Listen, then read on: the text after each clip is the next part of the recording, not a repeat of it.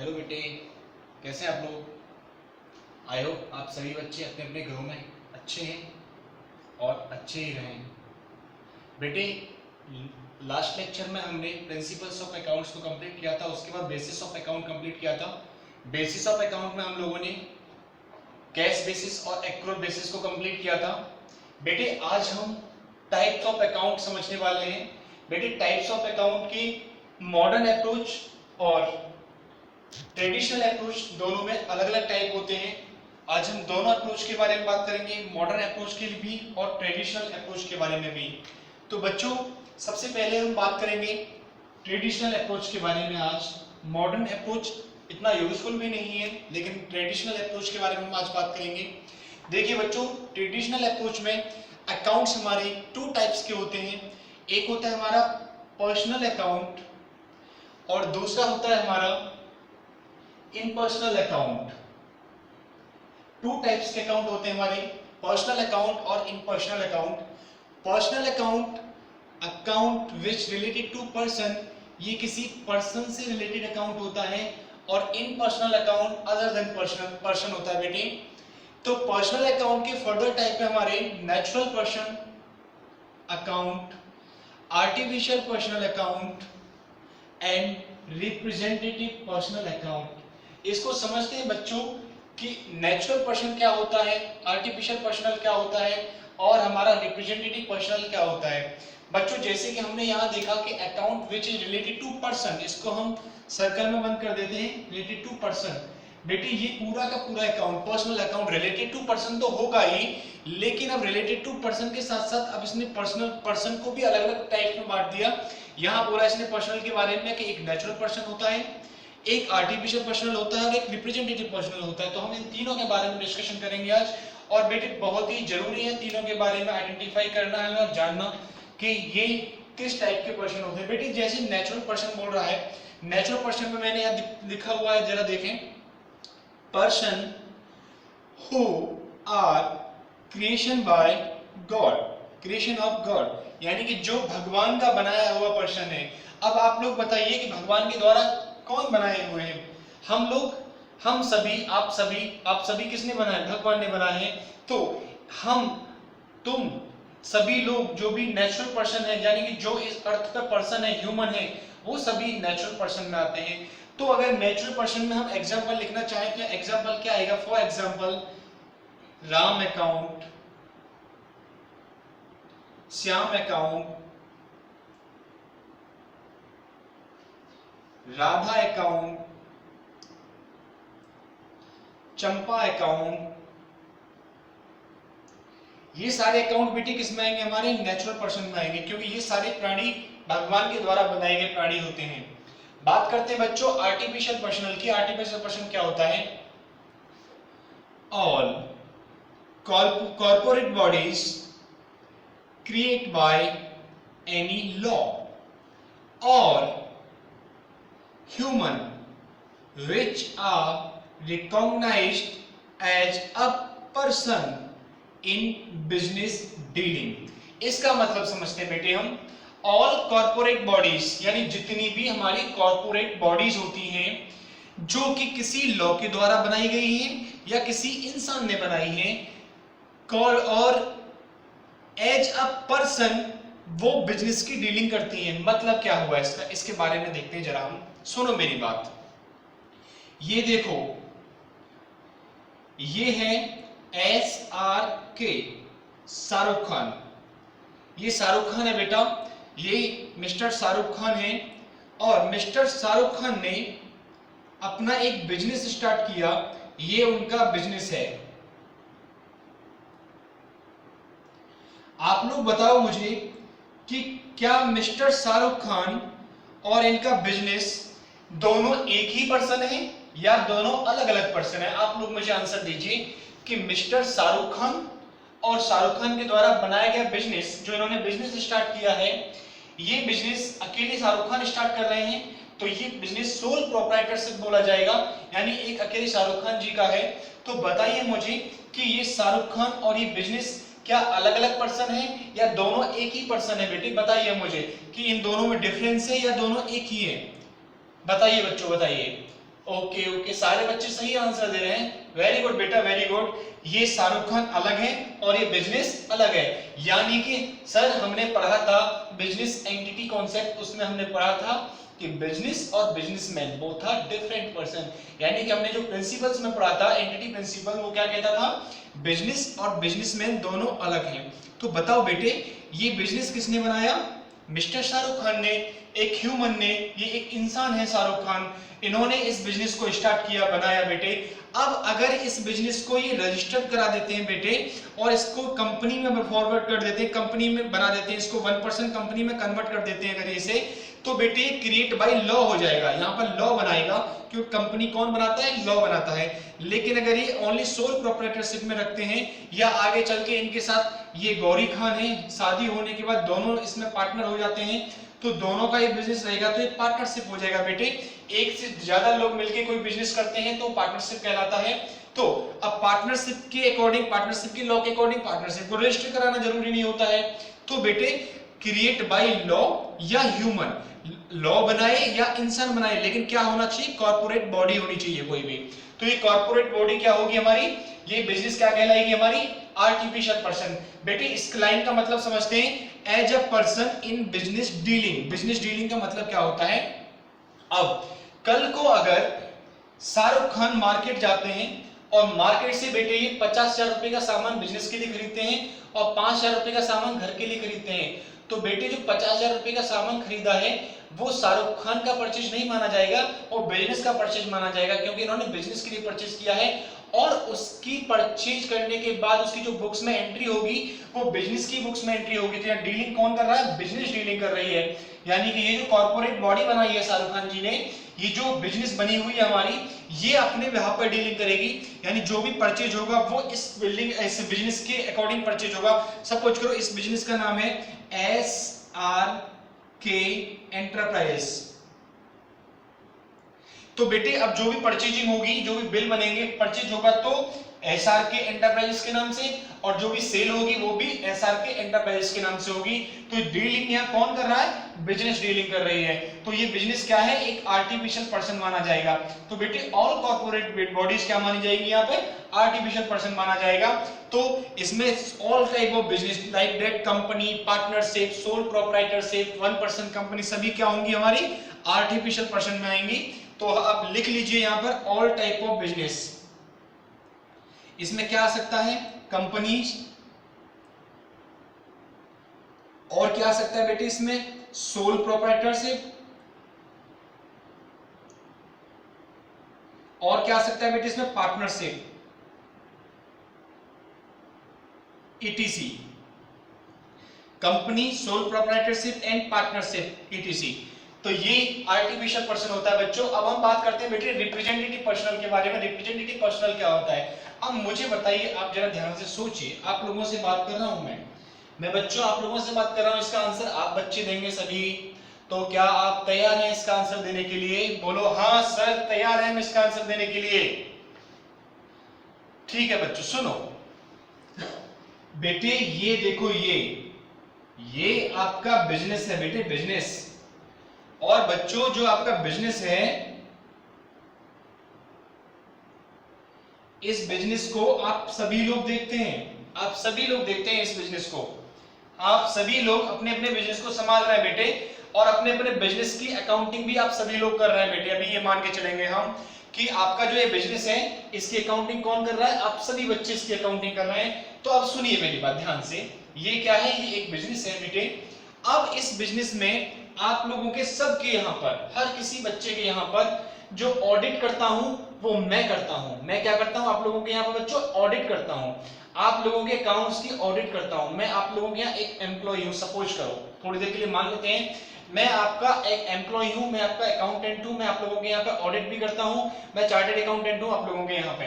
चलिए अब बात करते हैं हम, आप मुझे बेटे जो पे करते हो, देखो ये मैंने बना दिया खुद को, ये मैं हूं बच्चों, ठीक है बेटे, ये कौन हूं, मैं हूं ये। और मैं आप लोगों के जब ऑडिट करता हूं, आप लोगों के वर्क कर रहा हूं, तो आप लोग मुझे पे करते हो बेटे हर महीने का 1 लाख रुपया पे करते हो आप मुझे, अपने यहाँ पर अकाउंटिंग करने का और ऑडिट करने का।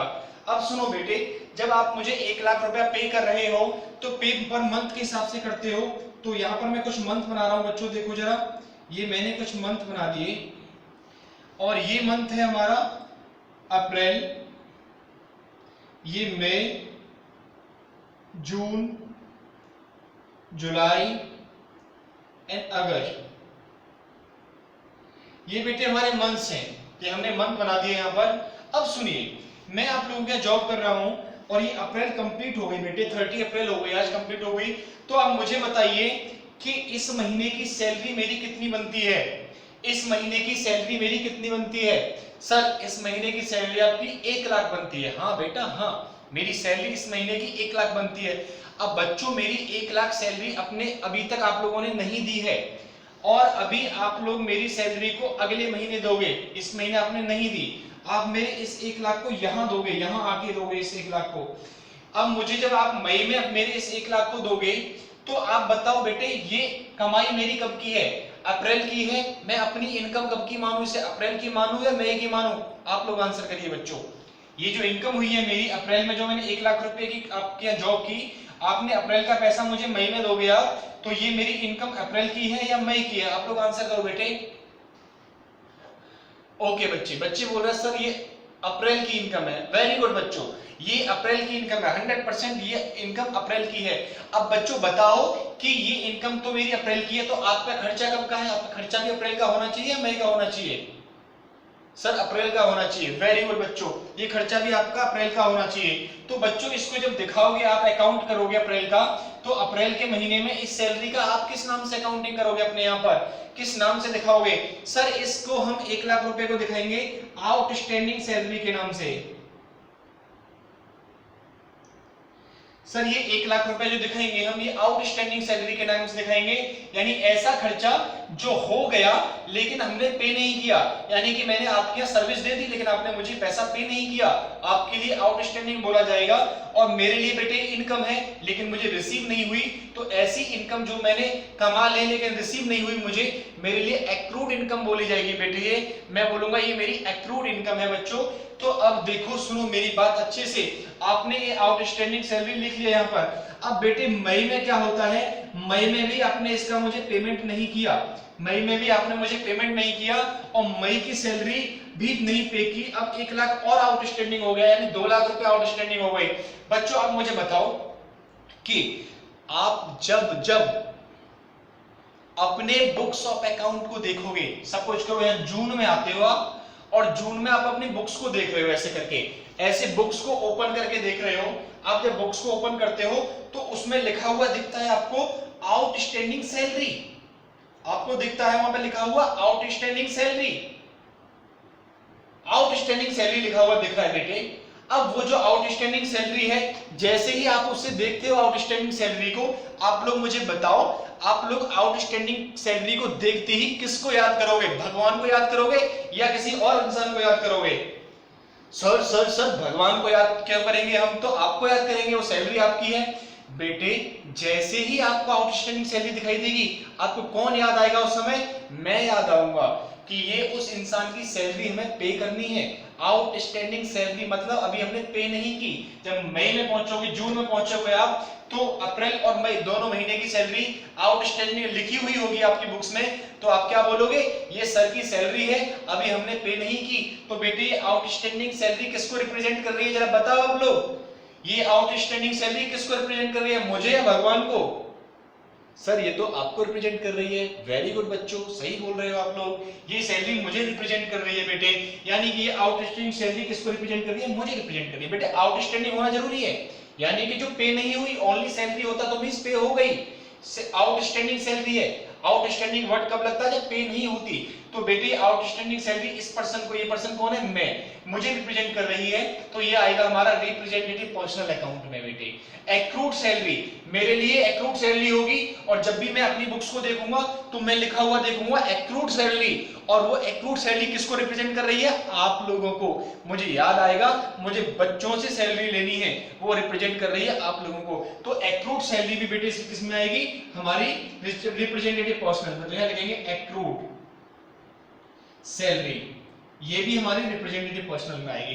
तो बेटे ऐसा खर्चा जो बुक्स में लिखा हुआ होता है या तो पहले पे कर दिया जाता है या पे नहीं किया जाता, वो सभी किस में आते हैं, रिप्रेजेंटेटिव पर्सनल अकाउंट में आते हैं। बच्चों ये क्या है, तीनों क्लियर हो गए आपके, नेचुरल पर्सनल, आर्टिफिशियल पर्सनल और रिप्रेजेंटेटिव पर्सनल। आप मुझे आंसर दो कि सर ये कंप्लीट हो गए या नहीं हुए। बच्चों जल्दी से मुझे आंसर दीजिए, मुझे आपके आंसर का वेट है बच्चों।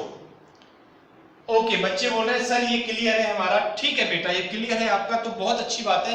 अब हम बढ़ते हैं बच्चों आगे की तरफ। आगे कहां, इन पर्सनल अकाउंट की तरफ बच्चों बढ़ते हैं हम। देखिए बेटे इन पर्सनल अकाउंट में टू टाइप्स के अकाउंट आते हैं, एक आता है हमारा रियल अकाउंट और एक होता है हमारा nominal account. Real account and nominal account, ये दो अकाउंट होते हैं हमारे बच्चों इन पर्सनल अकाउंट में। अब सुनिए इन पर्सनल अकाउंट में रियल अकाउंट क्या होता है और नॉमिनल अकाउंट क्या होता है, इसके बारे में हम लोग डिस्कशन करते हैं अभी। बेटे इसमें लिखा हुआ है the accounts which related tangible और को ब्रैकेट में बंद करेंगे, इनटेंजिबल एसेट्स। बेसिकली टेंजिबल और इनटेंजिबल एसेट्स, यानी कि रियल अकाउंट में क्या होता है, टेंजिबल एसेट्स और इनटेंजिबल एसेट्स, यानी इसकी डेफिनेशन में सिर्फ इतना है, टेंजिबल एसेट्स और इनटेंजिबल एसेट्स। यानी रियल अकाउंट में ऑल टाइप्स के एसेट्स आते हैं।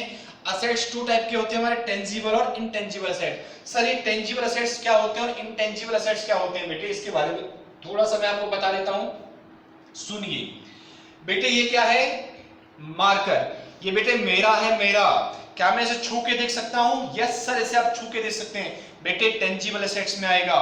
बेटे ये देखिए ये क्या है, ये बुक है, बुक बेटे बुक, ये क्या मैं छू के देख सकता हूं, यस सर आप छू के देख सकते हैं, बेटे टेंजिबल एसेट्स में आएगा। बेटे ये बताओ ये क्या है, ये बोर्ड है, ये बोर्ड, इसे भी बेटे मैं छू के देख सकता हूं, यस सर छू के देख सकते हैं, बेटे ये भी टेंजिबल एसेट्स में आएगा। बेटे ये बिल्डिंग, बिल्डिंग को मैं छू के देख सकता हूं, ये भी टेंजिबल एसेट्स में आएगा। तो बेटे वो सारे एसेट्स जिन्हें हम छू के देख सकते हैं वो एसेट्स हमारे टेंजिबल एसेट्स में आते हैं। बेटे अब इंटेंजिबल एसेट्स क्या होते हैं, सर ऐसे कौन से एसेट्स होते हैं जिन्हें हम छू के नहीं देख सकते लेकिन एसेट्स होते हैं, हमारी संपत्ति तो होती है लेकिन उन्हें हम छू के नहीं देख सकते। सर ऐसे कौन से एसेट्स होते हैं, सुनिए बेटा सुनिए, सुनिए मैं बताता हूं बच्चों, मैं बताता हूं, सुनो। ये देखो बेटे ये कौन है बताओ मुझे, ये देखो इनकी हाइट बहुत है बेटे, बताओ ये कौन है, ये है बेटे मिस्टर अमिताभ बच्चन, ये मिस्टर अमिताभ बच्चन जी हैं, इनका नाम है बेटे mister Amitabh Bachchan, big B है बेटे, big B mister Amitabh Bachchan. अब सुनो बेटे, मिस्टर अमिताभ बच्चन जो है इन्होंने बच्चों एक पोइम लिखी, यू नो आपको पता है अमिताभ बच्चन जी पोइम लिखते हैं, इन्होंने पोइम लिखी और बेटे पोइम लिखने के बाद इन्होंने उस पोइम को पब्लिश करा दिया, इन्होंने उस पोइम को पब्लिश करा दिया। तो बेटे पब्लिश कराने के बाद जहां जहां वो पोइम जाएगी, जहां जहां लोग उस पोइम को देखेंगे, देखने के बाद जितनी भी इनकम होगी उस पोइम की वजह से, बेटे वो इनकम किसकी होगी, मिस्टर अमिताभ बच्चन जी की होगी। बेटे इस पोइम पर क्या कोई और इंसान इस पोइम को लिख सकता है और उसको पब्लिश करा सकता है, नो, इस पोइम को कौन लिख सकता है, सिर्फ मिस्टर अमिताभ बच्चन लिख सकते हैं। क्यों, क्योंकि बेटे इनके पास क्या है इस पोइम का, सर इनके पास इसका राइट है। ये पोइम किसने लिखी है, मिस्टर अमिताभ बच्चन जी ने लिखी है, इसका कॉपीराइट किसके पास है, मिस्टर अमिताभ बच्चन जी के पास है। तो बेटे ये एक कॉपीराइट। अब मिस्टर अमिताभ बच्चन जी से मैं कहता हूं कि सर मैं आपके हाथ जोड़ता हूं, सर मुझे भी इस पोइम को लिखने का मौका दीजिए, सर मैं भी इस पोइम से कुछ कमाई करना चाहता हूं। अमिताभ बच्चन जी कहते हैं नहीं, आपको इसका मौका नहीं मिलेगा। मैंने कहा सर क्यों नहीं मिलेगा, तो अमिताभ बच्चन जी कहते हैं इसलिए नहीं मिलेगा क्योंकि ये पोइम मैंने लिखी है, इस पर अधिकार मेरा है। मैंने कहा सर आप कुछ पैसे ले लीजिए। सर ने, अमिताभ बच्चन जी ने कहा ठीक है आप मुझे इसके बदले कुछ एक्स अमाउंट दीजिए, कोई भी अमाउंट हो सकता है। तो बच्चों अमिताभ बच्चन जी ने अपना राइट मुझे बेच दिया। बताओ बच्चों ये राइट एक असेट्स नहीं होता तो अमिताभ बच्चन जी इसको कैसे बेच सकते थे, हम इस बिल्डिंग को बेच सकते हैं, हम मार्कर बेच सकते हैं, अमिताभ बच्चन जी ने राइट को बेच दिया और मुझसे पैसे ले लिए। तो ये राइट क्या आप इसे छू के देख सकते हो, इस राइट को क्या कॉपीराइट को आप छू के देख सकते हो? नो, नहीं छू के देखा जा सकता। तो ये कॉपीराइट हमारा किस में आएगा बेटे? इंटेंजिबल एसेट्स में आएगा बेटे। एक और एग्जांपल सुनिए, एक और एग्जांपल मैं देता हूं बच्चों आपको, एक और एग्जांपल सुनिए। अभी एक और एग्जांपल ये है कि ये देखो, ये हूं मैं, ये कौन हूं? ये मैं हूं बेटे। और मैंने अपना बिजनेस स्टार्ट किया था 1 साल पहले नहीं, 2 साल पहले, 2 years बिफोर मैंने एक बिजनेस स्टार्ट कर रखा था। और बेटे आज मुझे उस बिजनेस को स्टार्ट करने के बाद जो मुनाफा होता है वो मुनाफा होता है 1 लाख रुपए पर मंथ का। 1 लाख रुपए पर मंथ का मुनाफा होता है मुझे अपने बिजनेस से। अब 1 लाख रुपए से 12 का मल्टीप्लाई कर दो तो टोटल कितना मुनाफा हुआ बेटे? 12 लाख रुपीस पर ईयर का मुनाफा हो रहा है। और ये बिजनेस जो बेटे मैंने स्टार्ट किया था ये 20 लाख रुपीस से स्टार्ट किया था, 20 लाख रुपए से स्टार्ट किया था। अब सुनो मेरी बात ध्यान से। अब क्या होता है, ये इस बिजनेस में आप लोग आते हो और आप लोग मुझसे आके कहते हो सर मुझे अपने बिजनेस में पार्टनर बना लो, हम भी आपके बिजनेस में पार्टनरशिप में बिजनेस करेंगे। तो बताओ क्या मुझे आपको अपने बिजनेस में पार्टनर बना लेना चाहिए? नो, नहीं बनाऊंगा, क्योंकि जैसे ही आप पार्टनर बनोगे, आप जैसे ही पार्टनर बनोगे बेटे 6 लाख प्रॉफिट आप ले जाओगे, 6 लाख प्रॉफिट मेरा रहेगा, हम दोनों का आधा आधा प्रॉफिट रहेगा बेटा। लेकिन मुझे क्या फायदा, मेरा तो लॉस हो जाएगा। अब आप में से बहुत से बच्चे सोच रहे होंगे सर कोई बात नहीं, आप चिल करो, हम क्या करते हैं, आपकी 20 लाख रुपए की प्रॉफिट लगाई थी ना आपने, 20 लाख रुपए की कैपिटल लगाई थी ना बिजनेस में, इसका आधा यानी हाफ हम आपको दे देते हैं, यानी 10 लाख रुपए भी हम आपको दे देते हैं। क्या अब आप हमें अपना पार्टनर बनाओगे? मैं अभी भी मना करूंगा, नहीं, मैं आपको अभी भी अपना पार्टनर नहीं बनाऊंगा। क्यों नहीं बनाऊंगा? अब सुनो अच्छे से मेरी बात बेटे। ये बिजनेस 2 साल पहले मैंने स्टार्ट किया था, और जब ये बिजनेस मैंने स्टार्ट किया था 2 साल पहले, तो मेरे बिजनेस की इनकम 0 थी, इसमें कोई इनकम ही नहीं थी। लेकिन धीरे धीरे धीरे धीरे मेरे बिजनेस की इनकम 10,000, 20,000, 30,000, 40,000, 50,000 और अब आके 1 लाख रुपए पर मंथ हो पाई है। तो बेटे उस दिन से 24 मंथ बिफोर 24 मंथ इसमें मेहनत कौन कर रहा था? इस टाइम पे जो मेरे बिजनेस में 1 लाख रुपए की इनकम हो पा रही है, अपने इस बिजनेस को यहां तक कौन लेके आ पाया? मैं लेके आ पाया बेटे, मैं लेके आ पाया। मैंने मेहनत की है, मैंने पास्ट में मेहनत की है, तब जाके इस बिजनेस में 1 लाख रुपया अब महीने कमा पा रहा हूं। आप लोगों ने तो मेहनत ही नहीं की। आप लोग 10 लाख रुपए देके मैं आपको पार्टनर कैसे बना सकता हूं? ऐसे तो कोई भी आगे पार्टनर बन जाएगा और मेरे 2 साल की मेहनत बेकार जाएगी। बेटे 2 साल की जो मेहनत है, ये 2 साल की मेहनत, अगर मेरी 2 साल की मेहनत आप अगर मुझे इसका पैसा दे दें तो मैं आपको जरूर पार्टनर बना सकता हूं। आप बोलोगे सर इसका पैसा कितना होगा?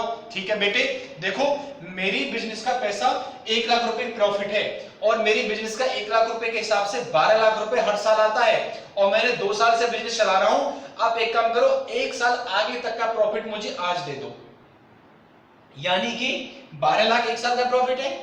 आप 1 साल आगे का प्रॉफिट और मान के चलो तो आप 1 साल पीछे पहुंच जाओगे, तो आप 1 साल और आगे का प्रॉफिट यानी आधा प्रॉफिट 12 लाख का, दोनों का 12 लाख होता है, आप अपना हिस्सा 6 लाख मुझे दे दो आज ही, यानी आने वाले साल का प्रॉफिट आज ही मुझे दे दो आप।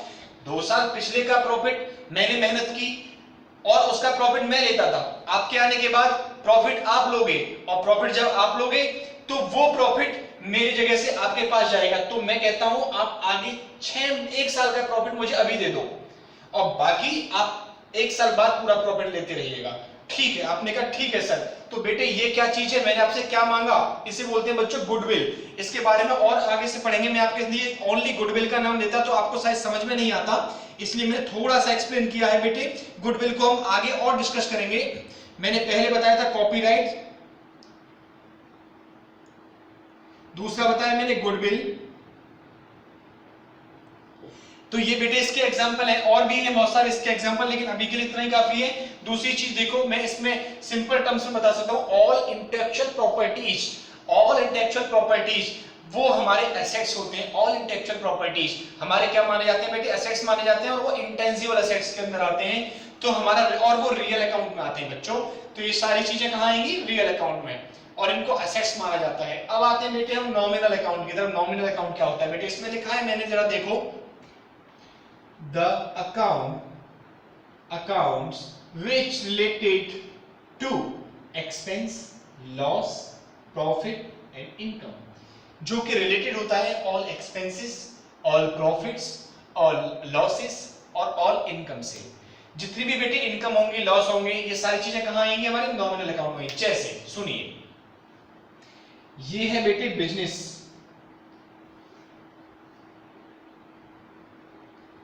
ये बिजनेस है और ये आप लोगों का है बच्चों, आप लोगों का बिजनेस है बेटे। आप अपने बिजनेस में यहां से ये देखो, ये जेठालाल, ये मैंने कौन बना दिए? जेठालाल। जेठालाल कौन है? ये जेठालाल आपके सप्लायर है बेटे। जेठालाल आपके सप्लायर है बेटे। आप इन जेठालाल से सामान परचेज करते हो, आप इनसे सामान क्या कर रहे हो बेटे? परचेज कर रहे हो, गुड्स परचेज कर रहे हो।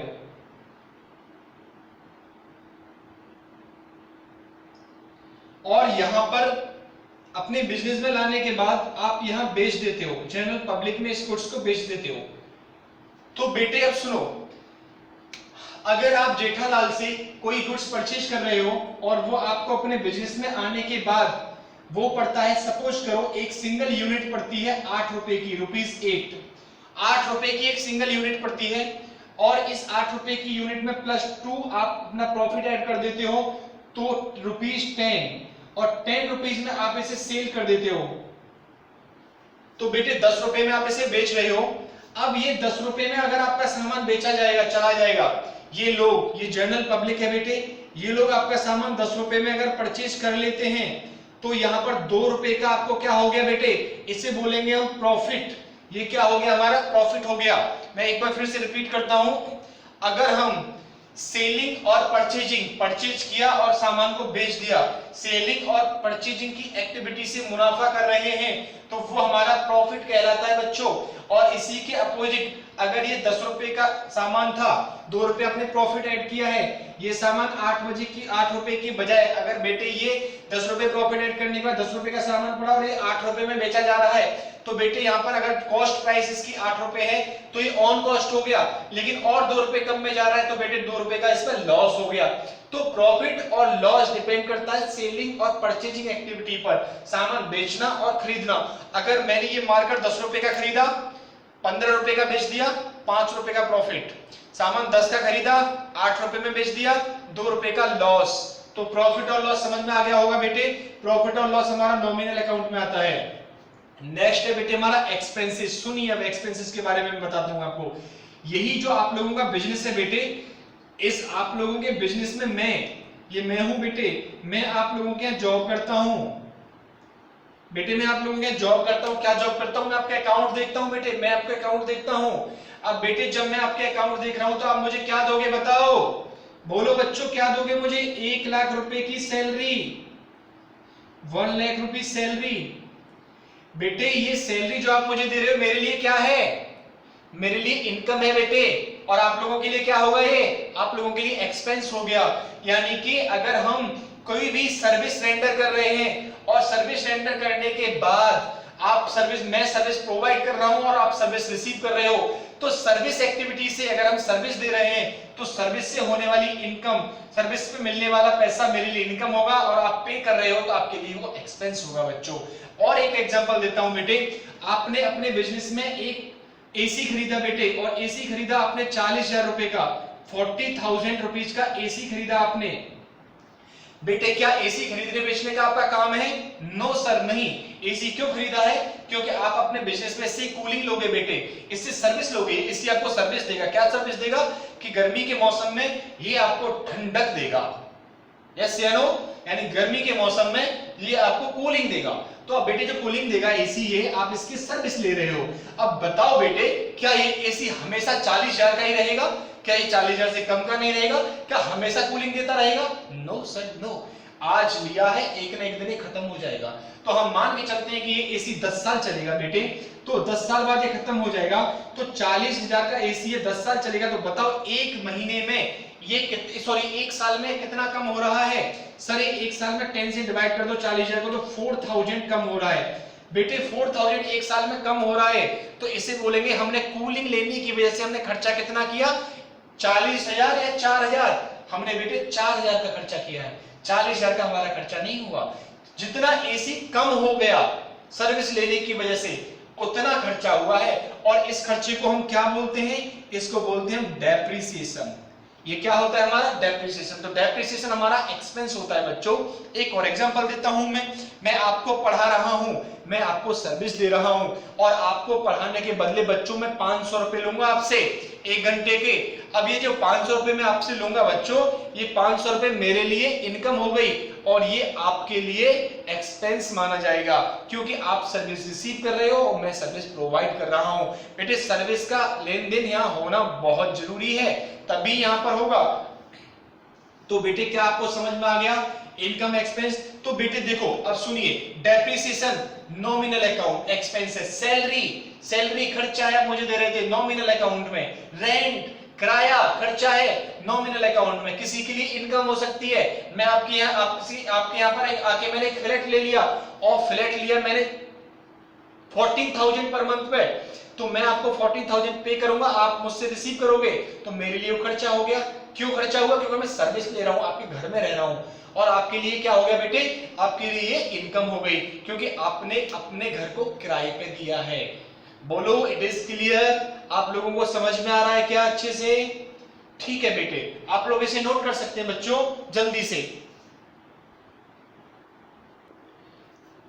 चलिए बेटे अब हम पढ़ने जा रहे हैं बेटे अकाउंटिंग इक्वेशंस।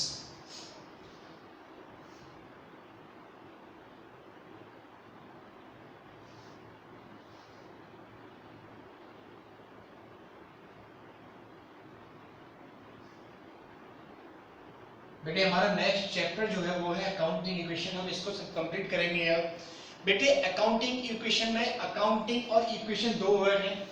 इक्वेशन के बारे में आप लोग पहले समझ चुके हैं, इक्वेशन पहले पढ़ चुके हैं आप लोग, और अकाउंटिंग अभी हम कर रहे हैं। तो हमें अकाउंटिंग को इक्वेशन वे में करना है, एक इक्वेशन बनानी है हमें।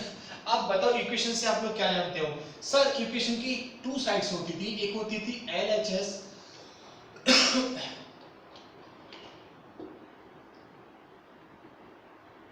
इज इक्वल टू होता था RHS।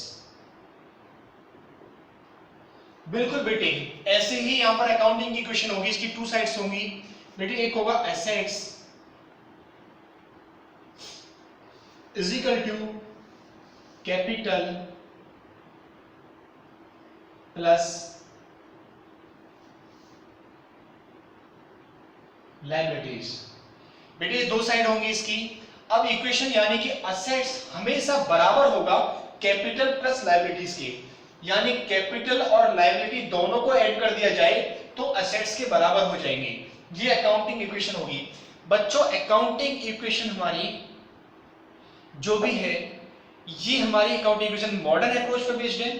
मॉडर्न अप्रोच अकाउंटिंग को मैं आपको नेक्स्ट लेक्चर में समझाने वाला हूं, टाइप्स ऑफ अकाउंट्स को। हालांकि उसकी कोई यूज नहीं है, मैं इससे आपको सारी चीजें क्लियर कर दूंगा।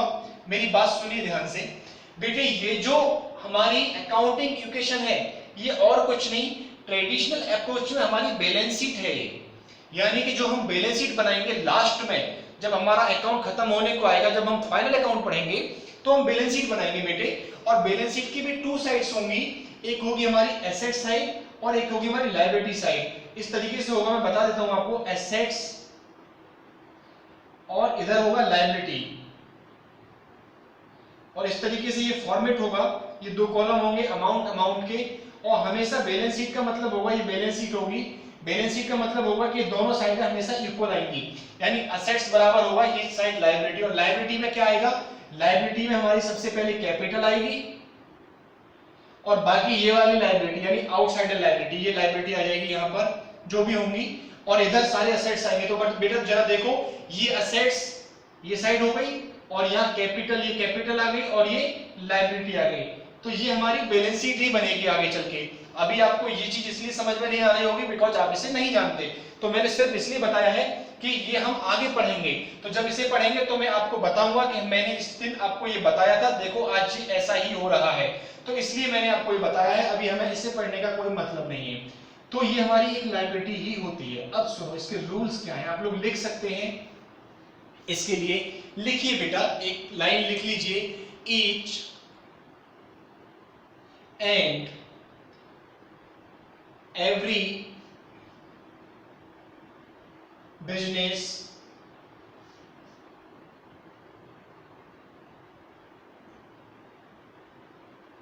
transaction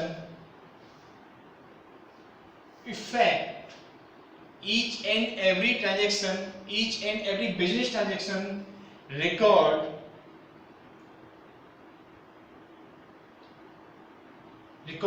2 times।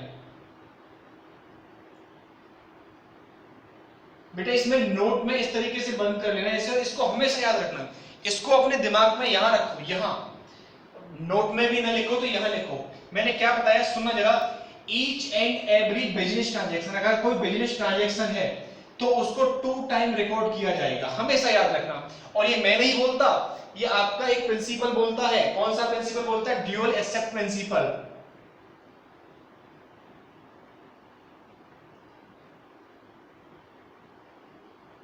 ये बोलता है बेटे ड्यूअल एक्सेप्ट प्रिंसिपल। ये क्या बोलता है? ड्यूअल एक्सेप्ट मींस हर एक बिजनेस ट्रांजैक्शन 2 अकाउंट्स पर 2 बार इफेक्ट डालती है, यानी हर एक ट्रांजैक्शन में 2 इवेंट होंगी बेटे, यानी हर एक ट्रांजैक्शन 2 अकाउंट को इफेक्ट डालेगी, हर एक ट्रांजैक्शन की रिकॉर्डिंग 2 टाइम होगी। और नॉट ओनली ट्रांजैक्शन को कैसे डिसाइड करेंगे हम? उसके अमाउंट के बेसिस पर, यानी कि हर एक बिजनेस ट्रांजैक्शन की अमाउंट की रिकॉर्डिंग हम 2 टाइम करेंगे। It is clear? चलिए देखते हैं कैसे करेंगे वो हम देखते हैं। मैं इसको रफ कर रहा हूं, अब सुनिए आप। मैं कुछ बिजनेस ट्रांजैक्शन लिखूंगा पहले और उसके बाद हम रिकॉर्डिंग करेंगे।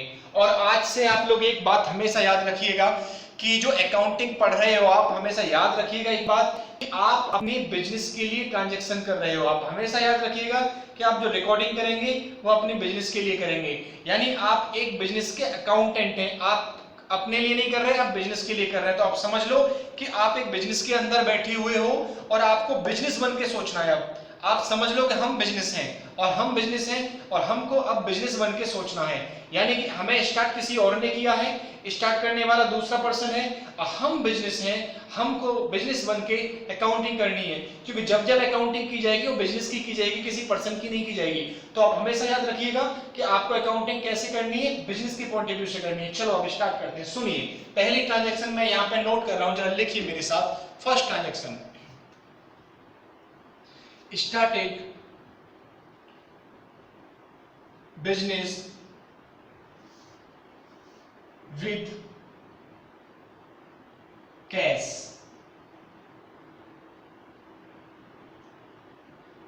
rupees 40,000।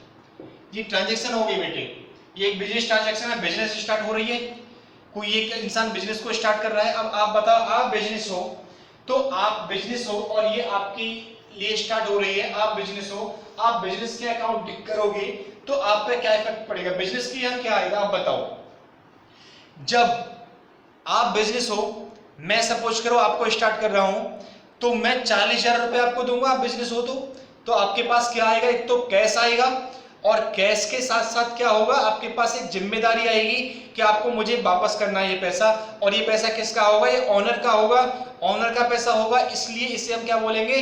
कैपिटल बोलेंगे। ठीक है बेटे, तो अब सुनिए इसकी रिकॉर्डिंग 2 टाइम कैसे होगी 40,000 रुपए की। एक तो इसमें 2 इवेंट्स हो रही हैं, एक तो कैश और एक कैपिटल।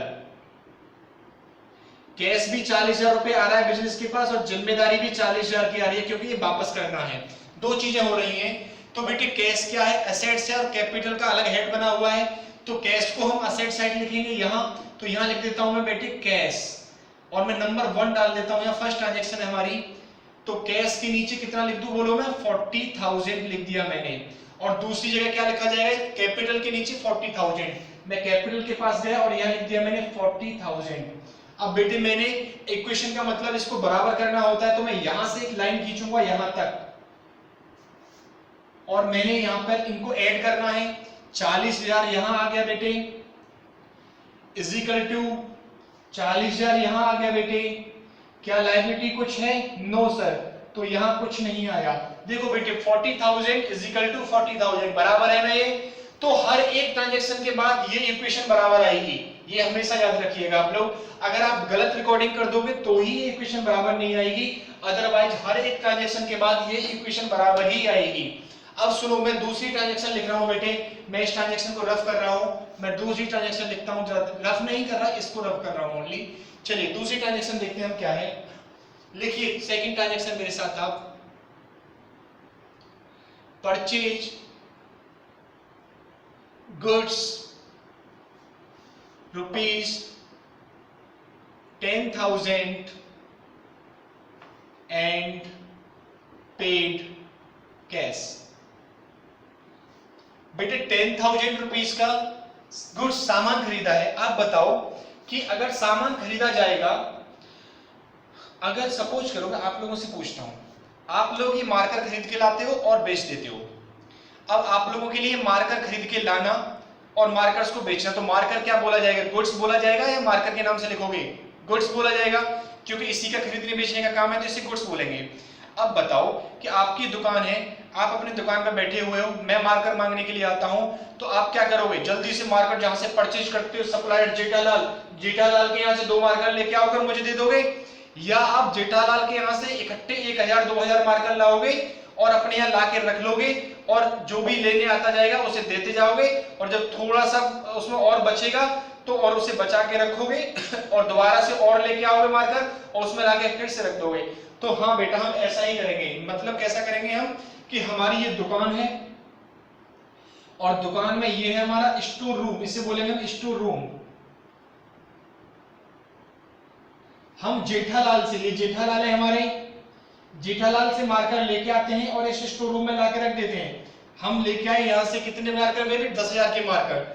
10,000 के मार्कर हमने स्टोर रूम में लाके रख दिए। अब ये 10,000 के मार्कर खत्म नहीं होंगे, उससे पहले हम फिर से मार्कर इसमें लाके रख देंगे और इसमें से बेचते रहेंगे। यही होता है ना दुकानों में। दुकानों में छोड़ो, आपके घरों में यही होता है। आप अपने घरों में देखते होगे, घर में हर चीज को जब जरूरत पड़ती होगी, अब चाय बनाने बैठे तो क्या बोलती है मम्मी? जाओ मार्केट से, दुकान से चीनी लेके आओ, या वो इकट्ठा चीनी 2 किलो 4 किलो 5 किलो मंगा के रख लेते हैं। और उसके बाद जब जब हमें चाय बनाने की जरूरत पड़ती है, जब जब शुगर की रिक्वायरमेंट होती है, हम उसमें से निकालते हैं डब्बे में से और शुगर से चाय बना लेते हैं। तो बेटा वो डब्बा क्या है? Store room. उसी को हम क्या बोलते हैं? Store room. तो अब बताओ कि ये स्टोर रूम ये आपका एसेट्स है या कैपिटल है या लायबिलिटी है? सर स्टोर रूम तो हमारा एसेट्स है, हमारा है, वो किसी और का थोड़ी नहीं है। ऑनर ने दिया होता तो कैपिटल होती, ऑनर ने दिया होता तो कैपिटल होती। याद रखना, स्टोर रूम भी अगर ऑनर ने दिया होता तो कैपिटल होती। अगर ये स्टोर रूम कोई लायबिलिटी नहीं है हमारी, हमारा है, तो बेटे क्या करेंगे? एसेट्स के नीचे या कैश के साइड में यहां लिखेंगे स्टॉक। स्टॉक का नाम लिख देंगे और स्टॉक के ठीक नीचे यहां दूसरी ट्रांजैक्शन बनाएंगे। एक सेकंड ट्रांजैक्शन है कैश, यहां पे अब हम यहां आएंगे, स्टॉक के ठीक नीचे यहां लिख देंगे हम कितना? 10,000। बेटे यहां 2 ट्रांजैक्शन, 2 इवेंट क्या हुई है? देखो, एक तो स्टॉक आया कितने का? 10,000 का, और आपका कैश, स्टॉक आया और कैश आपका गया 10,000 रुपए। यही ट्रांजैक्शन हुई है ना? जेठालाल को 10,000 रुपए गए, दिए हमने, 10,000 गए और स्टॉक हमारे पास 10,000 रुपए का आया, गुड्स आया। यही हुआ है ना? तो हमारे यहां से 10,000 रुपए गए। अब बिजनेस के यहाँ काम कर रहे हैं बेटे। बिजनेस का पैसा कहां है? जल्दी बताओ। ये रखा सर, बिजनेस का पैसा ये रहा, कैश ये रहा। तो बेटे कैश में से 10,000 कम कर दो और 10,000 रुपए स्टॉक में लिख दो। 10,000 रुपए का स्टॉक आ गया। 2 ट्रांजैक्शन हो गई, फर्स्ट ये हो गई, सेकंड ये हो गई, 2 टाइम रिकॉर्ड हो गया, हमारी काम कंप्लीट। हम इसको रफ कर देते हैं, जेठालाल को यहाँ से हटा देते हैं मेरे बच्चों। अब हम इसको फिर से इक्वल कर लेते हैं बेटे। अच्छा, मैं इसको एक कॉलम बना देता हूं अलग से। इस कॉलम का नाम भी दे देंगे हम पर्टिकुलर। बेटे इसमें डिस्क्रिप्शन लिखते रहते हैं। अभी मैं नंबर 1 नंबर 2 डाल रहा हूं, आप इसमें डिस्क्रिप्शन भी लिख सकते हो। यानी इस ट्रांजैक्शन को यहाँ लिख सकते हो परचेज गुड्स, यहाँ लिख सकते हो बिजनेस स्टार्टेड, ऐसे करके। अब मैं फिर से इसको ऐड कर रहा हूं बेटे। तो ऐड करने के लिए मैंने फिर से लाइन खींची और मैं अकाउंटिंग इक्वेशन को मैच कराऊंगा। बेटे जरूरी नहीं कि हर बार दोनों साइडों पे इफेक्ट पड़े, एक साइड पर भी पड़ सकता है, दोनों साइड पर भी पड़ सकता है, सिंगल साइड भी और बोथ साइड भी। 40,000 में से 10,000 गया तो 30,000 कैश बचा। देखो 40,000 रुपया था, 40,000 में से 10,000 का सामान खरीद लिया, 30,000 बचा। बेटे जो माइनस करते हैं हम, तो माइनस को हम ब्रैकेट में बंद करते हैं। जिस अमाउंट को हमें माइनस करना होता है उसको हमें ब्रैकेट में बंद करना होता है, जिसको ऐड करना होता है उसे ब्रैकेट में बंद नहीं करते। तो 30,000 प्लस 10,000 का स्टॉक दिखाई दे रहा है हमें, और इज इक्वल टू बेटे 40,000 की कैपिटल। क्या लायबिलिटी कुछ इंकर हुई? नो सर, बताओ ये चीज क्लियर हुई? देखो 30 plus 10 40,000 is equal to 40,000। Accounting equation equal है हमारी। चलिए बच्चों आगे चलते हैं, थर्ड ट्रांजैक्शन लिखते हैं। लिखिए परचेज गुड्स फ्रॉम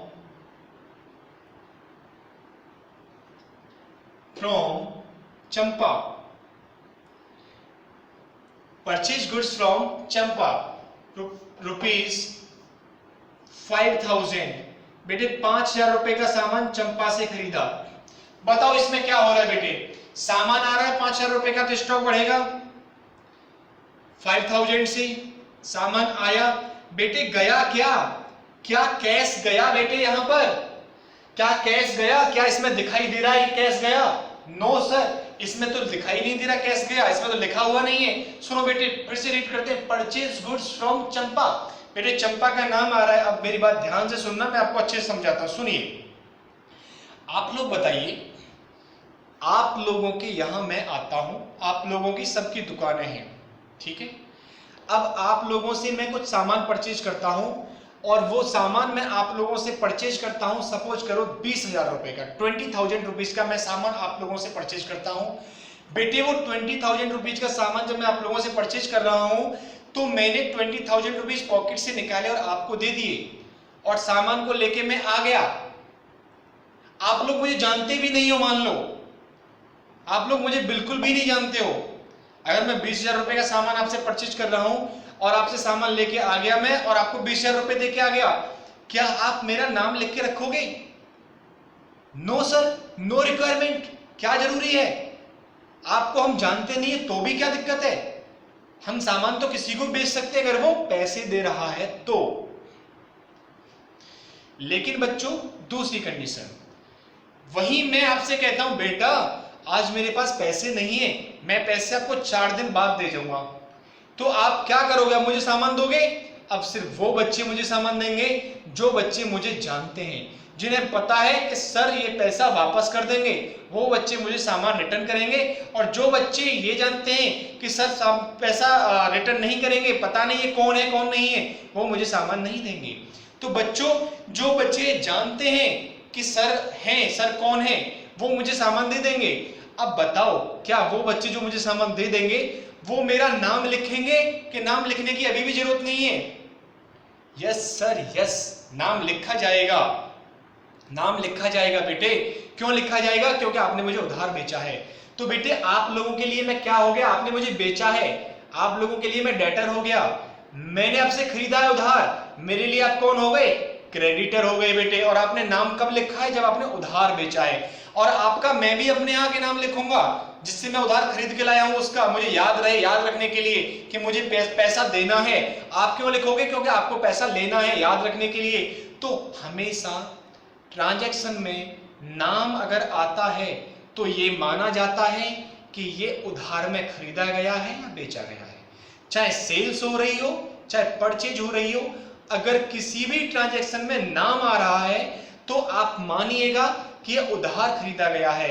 अगर नाम के साथ साथ ये लिखा हुआ है कि कैश पे हो रहा है तो कैश में ही माना जाएगा।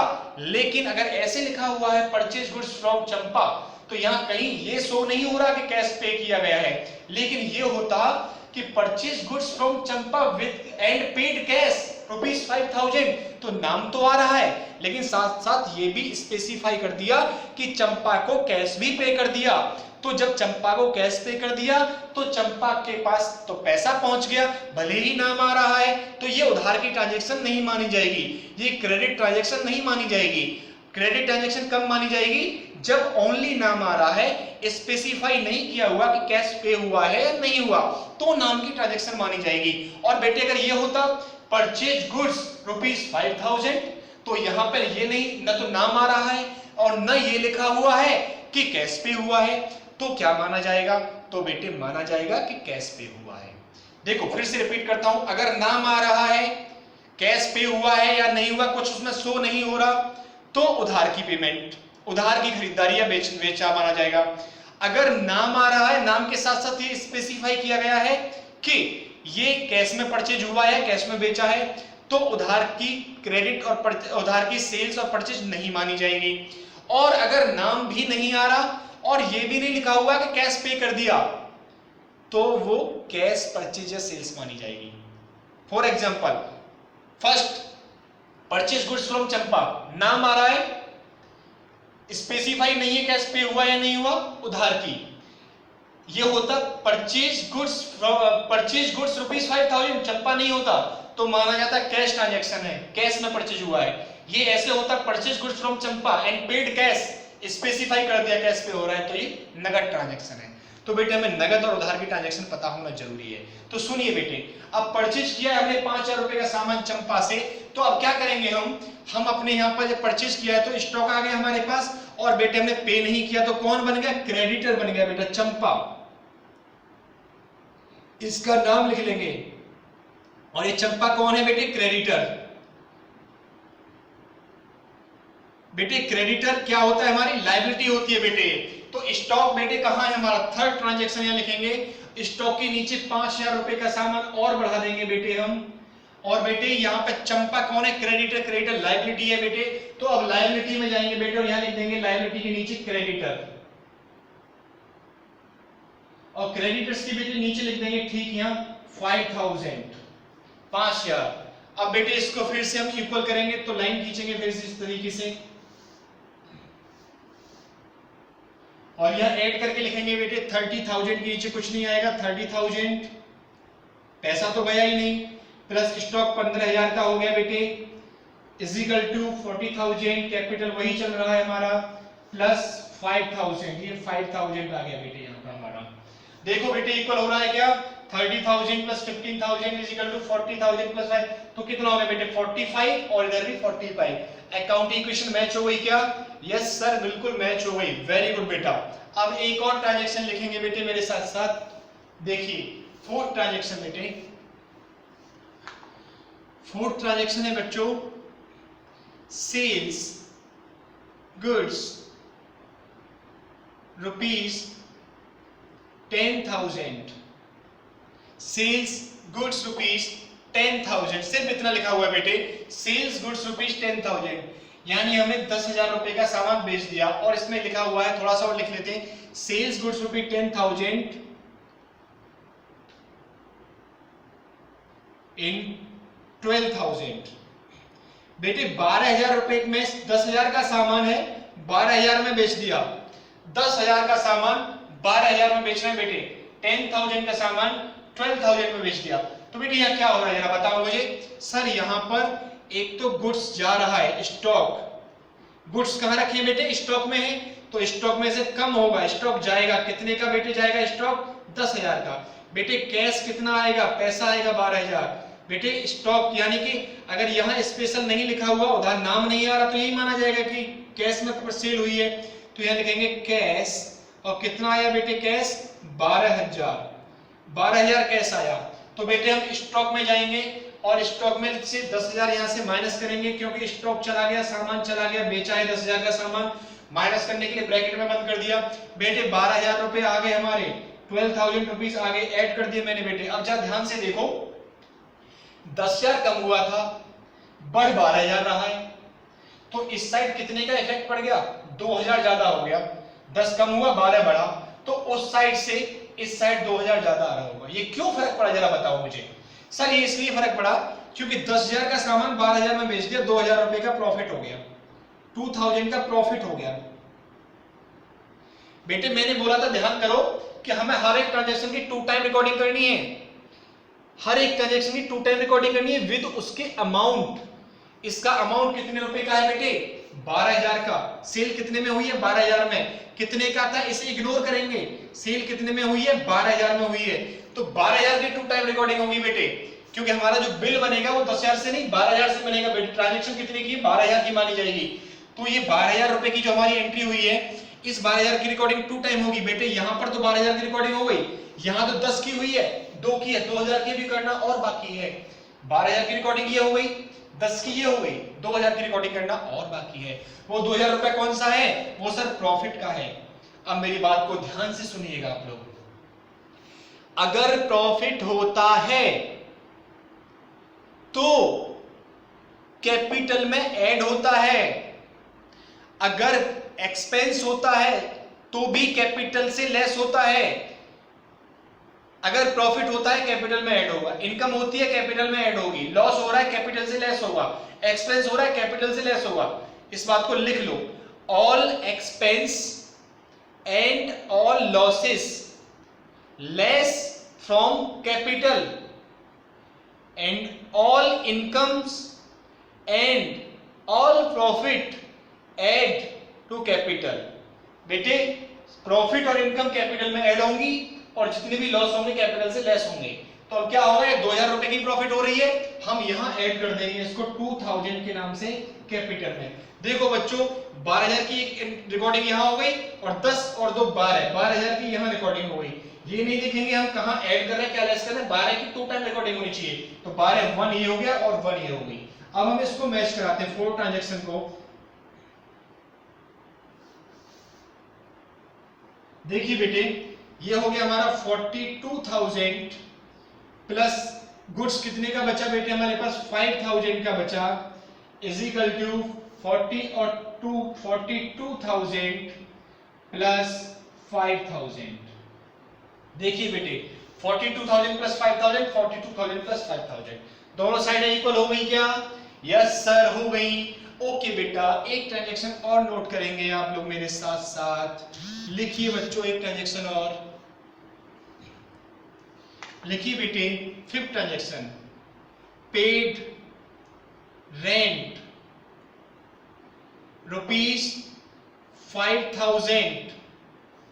₹5000 का रेंट पे किया है बेटे। बताओ रेंट पे हो रहा है, रेंट जा रहा है, पे कर रहे हैं हम बेटे। क्या क्या 2 एक्टिविटी होंगी? सर कैश जाएगा, कैश जाएगा 5000 से। दूसरा क्या? सर रेंट हमारा खर्चा है, खर्चा रेंट पे कर रहे हैं, रेंट हमारा एक्सपेंस है। ऑल एक्सपेंस कहां से लेस होते हैं बेटे? कैपिटल से। तो दूसरा कहां जाएगा? कैपिटल, कैपिटल से लेस हो जाएगा बेटे। तो हम क्या करेंगे अब? 5000 रुपीज कैश चला गया बेटे और ये क्या कहां से लेस हो जाएगा? कैपिटल से 5000। हम माइनस कर देंगे दोनों जगह से बेटे और ये हमारी क्या हो गई बेटे? एंट्री कंप्लीट हो गई। अब हम ऐड कर देंगे टोटल, तो 42 और 5 कितना हो गया? 47,000 plus 5000 is equal to 40, sorry less करना था बेटे, लेस करना था बेटे। यहां कितना बचा? 37,000। यहां भी कितना बचा बेटे? 37,000 और प्लस 5000 बेटे। क्या सारी इक्वेशन मैच है हमारी? यस सर इक्वेशन मैच है। 37, 5, 42,000 और 42,000 दोनों साइड इक्वल आ रही हैं। RHS is equal to LHS, यानी हमारा क्वेश्चन सही है बेटे। बेटे आप लोग इसके और बहुत सारे क्वेश्चंस ट्राई करिएगा। मैं आपको बताता हूं सिंपल सा रूल, इस चीज के लिए सुन लीजिए, रेंट के लिए। देखो अगर कोई की खर्चा होगा, कोई भी खर्चा होगा, मैं एक्सपेंस के लिए अलग से बता रहा हूं, लॉसेस वाला अलग से बता रहा हूं आपके लिए। सुनिए, all loss and all profit, all loss and all profit. Profit को आपको ऐड करना है कैपिटल में, लॉस को कैपिटल से लेस करना है, ठीक है। लेकिन एक्सपेंसेस के केस में और इनकम के केस में थोड़ा सा और ऐड कर दीजिए, all expense less from capital and less from cash. अगर वो पेड हो रहे हैं तो कैसे कब लेस होगा बच्चे? जब वो पे कर दिए तो। याद रखिएगा अगर पेड नाम का वर्ड आ रहा है यानी कैश जाएगा। टेक्निकल सीखो, टेक्निकल रटो मत, सिंपल सी चीज थी यहां पर। पेड रेंट, पेड का मतलब पे कर दिया, रेंट गया यानी पैसा गया, पैसा हमने लेस कर दिया पैसे में से और कैपिटल को कम कर दिया, एक्सपेंस था इसलिए। तो सिर्फ ये देखना है हमें कि अगर किसी भी ट्रांजैक्शन में जैसे पेड सैलरी, सैलरी गई कैसे लेस हो जाएगा? कैपिटल में लेस हो जाएगा। अब दूसरी चीज रिसीव रेंट, रेंट मिल रहा है, कैश में भी ऐड कैपिटल में भी ऐड, दोनों में ऐड हो जाएगा। तीसरी चीज 10,000 का सामान 8,000 में बेच दिया, 10,000 का सामान जाएगा, 8,000 रुपए कैश आएगा, 2,000 का लॉस हो गया। लॉस बताओ कहां से लेस होगा? कैपिटल से लेस होगा। तो इस तरीके से हम ये एंट्री पास कर सकते हैं बेटे, ये हम अकाउंट इक्वेशन को कंप्लीट कर सकते हैं। अभी आप इस बेसिस पे जो मैंने समझाया है, इस बेसिस पे बेसिक क्वेश्चंस को करिएगा। इसके बाद मैं कुछ क्वेश्चंस आपकी बुक से, आपके नोट से लूंगा नेक्स्ट लेक्चर में। आज के लिए हम इतना ही रखते हैं। आप इसमें जितने भी क्वेश्चंस आपको समझ में आए आप करिएगा, और अगर आपको कोई भी ट्रांजैक्शन में लगता है ये कैसे होगा, कैसे इसकी एंट्री होगी, तो आप मुझे व्हाट्सएप ग्रुप में मैसेज करिए, मैं आपको उसको इमीडिएटली बताऊंगा कि वो कैसे होगा। लेकिन आप सभी बच्चे ट्राई करेंगे, प्रॉमिस करो मुझसे, सारे बच्चे इन क्वेश्चंस को सॉल्व करने की कोशिश करेंगे। और एक बार नहीं समझ में आ रहा तो 10 बार वीडियो को देखो, समझ में जरूर आएगा। फिर भी नहीं समझ में आ रहा तो मुझसे पूछो, अंडरस्टैंड। लेकिन सबको अच्छे से करना है बेटा, ईमानदारी से करना है। मैं भरोसा कर रहा हूं आपसे कि आप सभी बच्चे बहुत ईमानदारी से करेंगे। ठीक है बेटे, चलो तो आज के लिए हम इतना ही रखते हैं, और इसको कंप्लीट कर आप लोग करिएगा। नेक्स्ट लेक्चर में हम अकाउंट इक्वेशन को कंप्लीट कर देंगे। इसके जो भी क्वेश्चंस होंगे और आप लोगों के जो भी डाउट में क्वेश्चन आएंगे, मैं उनको नेक्स्ट वीडियो में आप लोगों को बना के भेजूंगा। जो भी डाउट में क्वेश्चन आएंगे, बोलो रेडी हैं आप लोग? मान लूं आप लोग प्रॉमिस कर रहे हैं? मान लिया मैंने। Thank you very much. चलो थैंक यू बेटा, बाय बाय, गुड नाइट।